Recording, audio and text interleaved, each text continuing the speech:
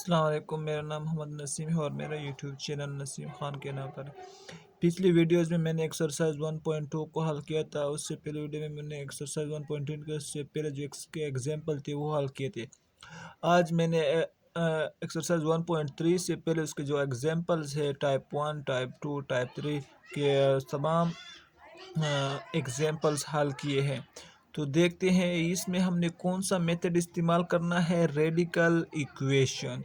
Radical equation कौन सा होता है? An equation in which variables appear in one or more radicand is called radical equation. ऐसे equation जिसमें वेरिएबल एक से ज़्यादा रेडिकेंट्स में इस्तेमाल होता है उसे हम कौन सा कहते हैं? रेडिकल इक्वेशंस कहते हैं। तो चलते हैं, पहला जो टाइप्स है जिसे टाइप 1 का नाम मैंने दिया है a x plus b square root of a x plus b is equal to c x plus d. देखिए, जिसको जब भी ये फॉर्म आपके पास पेपर्स में आ जाए तो आपको उसमें से क्या कर डायरेक्ट पहला मेथड अप्लाई करना है। सही है। तो देखते मैंने जैसे इस एग्जांपल्स को देख रहे तो मैंने फर्स्ट मेथड इस पर अप्लाई करना है। फर्स्ट मेथड कैसे अप्लाई करना है? ये आपको गिवन इक्वेशंस है। सही, ये आपको गिवन इक्वेशंस होगी पेपर में और ये हमारे पास इस टाइप का। तो आपने क्या करना होगा, जब ये इक्वेशन आपके पास आएगी तो आपने पहले इसको इक्वेशंस को इस फॉर्म में लिखना है। उसके बाद दोनों तरफ क्या कर लोगे,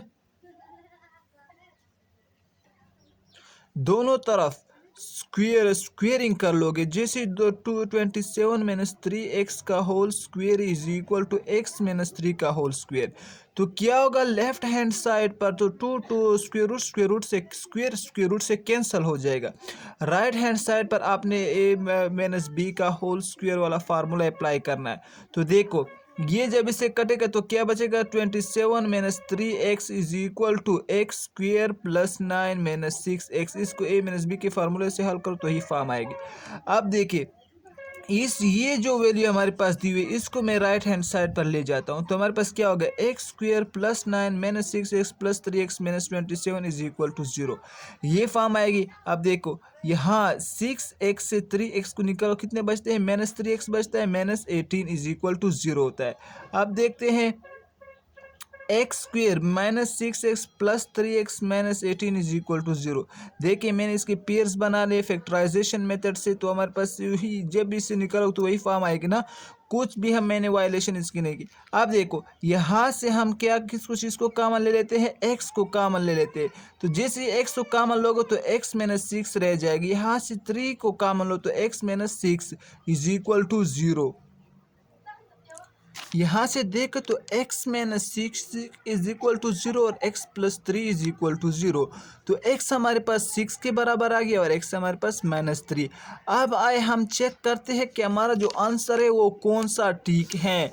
तो देखिए, पहले मैं क्या पुट कर लेता हूँ, x की जगह 6 को पुट कर लेता हूँ। तो क्या होगा? 27 माइनस 3 इंटू 6 की वैल्यू पुट करो तो क्या होता है? 27 minus 18 is equal to 6 minus 3। आपका आंसर उस वक्त सही होगा, करेक्ट होगा, जब आपकी दोनों साइड बराबर हो।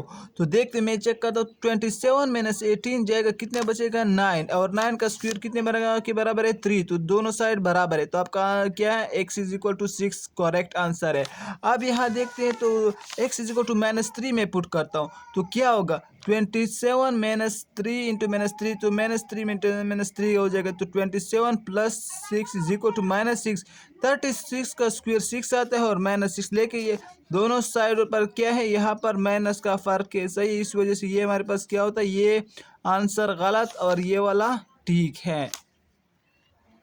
वो था हमने पहला मेथड जो सॉल्व की। अब हमारे पास आता है सेकेंड मेथड को हमने किस तरह सॉल्व करना होगा।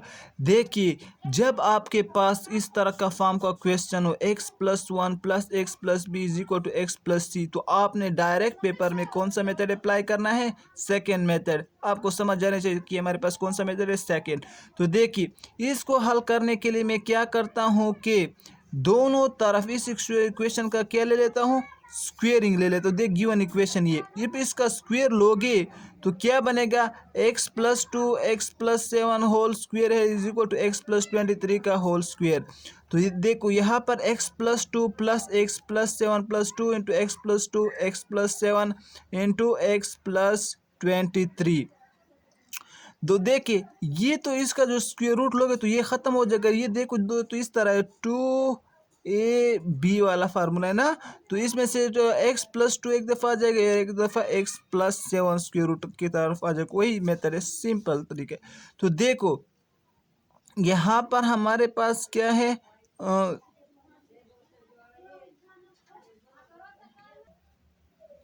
तो देखिए ये वाली वैल्यू ये +2 है, +7 है, ये राइट हैंड साइड पर जाएगा तो क्या होगा, माइनस होगा। और ये 2x यहाँ पर आएगा, यहाँ पर 1x। देख यहाँ से मैं अगर इसको कैंसिल कर लूँ तो ये x रह जाए, ये x उधर जाएगा तो क्या बनेगा, -x। तो 23 से +9 जाएगा तो क्या बनता है, 14 -x। अब देखो ये फॉर्म जब आपके साथ आ गई तो आपने क्या करा, दोबारा स्क्वेयरिंग करनी है। जब दोबारा स्क्वेयरिंग करोगे तो क्या होगा, यहाँ से जिसका स्क्वायर रूट जब आप लोगे ना, तो देखो यहाँ से स्क्वेयर रूट से कैंसिल हो जाएगा, क्या बचेगा, इसका स्क्वायर लोगे तो ये 4 बनता है। 4 into x plus 2 x plus 7 is equal to 14 minus x का होल स्क्वायर।